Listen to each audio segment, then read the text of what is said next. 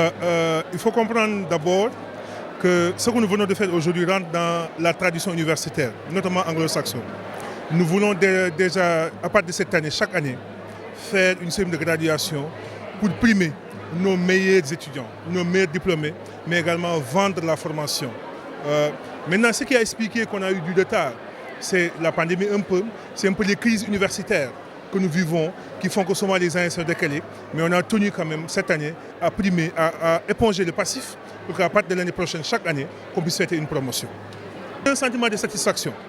C'est un sentiment de satisfaction parce que ça nous a permis de rendre un vibrant hommage aux étudiants qui sont donnés corps et âme pour réussir. Ça nous a permis également de remercier les collègues qui se donnent tous les jours pour enseigner, les PATS également qui se donnent tous les jours pour faciliter les conditions d'enseignement. Ça a également été une satisfaction pour moi, vu les parrains, surtout la qualité des parrains que nous avons dessus aujourd'hui.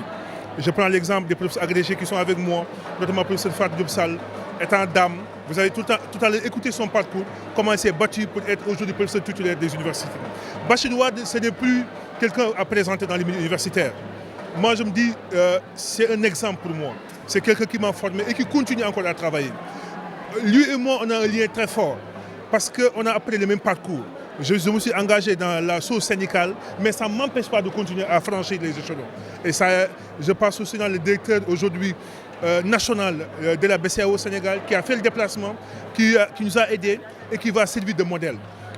Je n'oublie pas également le professeur Adama Diaw, qui a formé la plupart d'entre nous. Beaucoup d'entre nous ont compris l'économie ou la gestion à travers son cours de première année.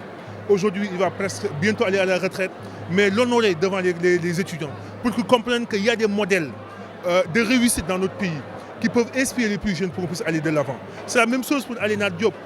Je disais tout à l'heure que s'il y a quelqu'un qui a compris que l'argent n'est qu'une conséquence, c'est le professeur Aléna Diop. Il s'est battu. Il a eu des diplômes. Malgré tout, ça ne l'a pas empêché de progresser. Et comme il disait dans son discours, dans la vie, il faut avoir des défis et faire tout pour les relever. Et c'est pourquoi dans mon discours également, j'ai mis surtout l'accent sur 3 concepts.